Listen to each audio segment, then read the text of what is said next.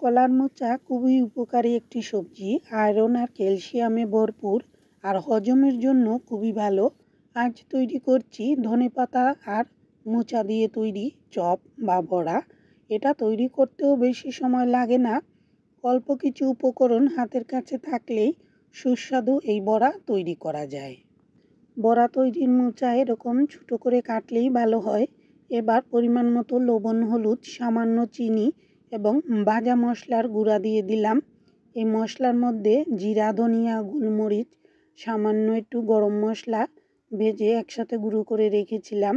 এবার একে একে সামান্য পরিমাণে সুজি এবং বেসন দিয়েছি আর ময়দা রেখে দিয়েছি, সেটা পরে দেব অল্প করে।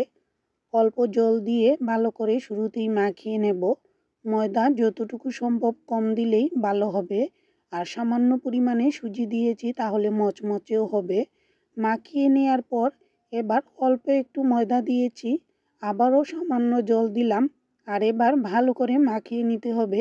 যত সময় নিয়ে মাখানোটা করা হয় ততই মজে একদম কমে আসবে সবগুলো উপকরণগুলো যত ভালো করে মাখানো হয় ততই মজে একদম কমে আসবে। আর এভাবে মাখিয়ে নেওয়ার পর দেখতেই পাচ্ছেন মজে অনেকটাই কমে এসেছে। সামান্য পরিমাণে জল দিয়েছিলাম আর মাখানোটা একটু নরম হলেই বড়াগুলো মচমচেও হবে আর খেতেও ভালো লাগবে। কলার মোচার বড়া ভাজতে বেশি সময় লাগে না, মাখাতে বা উপকরণগুলো গুছিয়ে নিতে একটু সময় লাগে। ভালো করে মাখিয়ে নিয়েছি। এবার নিজেদের পছন্দ মতো গোল করে অথবা চ্যাপ্টা করেও ভেজে নেওয়া যায়। কড়াইতে তেল দিয়েছি আর মিডিয়াম আঁচে তেল 2-3 মিনিটের মতো গরম করে নেওয়ার পর চুলার আঁচটা একটু কমিয়ে দিয়েছি। যেহেতু বড়াগুলো দিতে একটু সময় লাগে, একটা একটা করে দিতে হয়, তাই চুলার আঁচটা কম থাকলেই বড়াগুলো ভাজতে সুবিধা হবে। এভাবে একটু চ্যাপ্টা করে বানিয়ে নিচ্ছি। চ্যাপ্টা করে দিলে তেলও খরচ কম পড়ে আর ভাজতেও সুবিধা হয়, তাড়াতাড়ি হয়ে যায়। এবার হালকা আঁচেই এক পাশ ভাজা হলে অন্য পাশ উল্টে দিয়েছি। আর সবগুলো বড়াই কিন্তু একই রকমভাবে হালকা আঁচেই ভাজবো। যত হালকা আঁচে ভাজা যায় তত তেলের খরচটাও কম পড়বে আর বড়াগুলো মচমচেও বেশি হবে। দুইবারে সবগুলো বড়া ভেজে নিয়েছিলাম।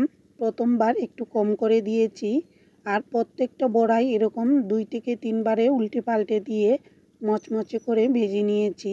আর এরকম হালকা আঁচে ভাজলে সহজে মচমচেও হবে আর খেতেও দারুণ লাগবে। একইভাবে বাকি বড়াগুলোও তৈরি করে নিয়েছি এভাবে হালকা আঁচে। আর হালকা আঁচে যত ভাজা হয় যে কোনো বড়াই খেতে বেশি ভালো লাগে। এভাবে পাতলা করে ভাজলে তেলের খরচও কম পড়ে আর বড়াগুলো অনেক বেশি মচমচেও হয়। এভাবেই তৈরি হয়ে গেল ধনেপাতা দিয়ে মোচার বড়া। এতক্ষণ পাশে থাকার জন্য সবাইকে অসংখ্য ধন্যবাদ। আবারও দেখা হবে। সবাই ভালো থাকবেন।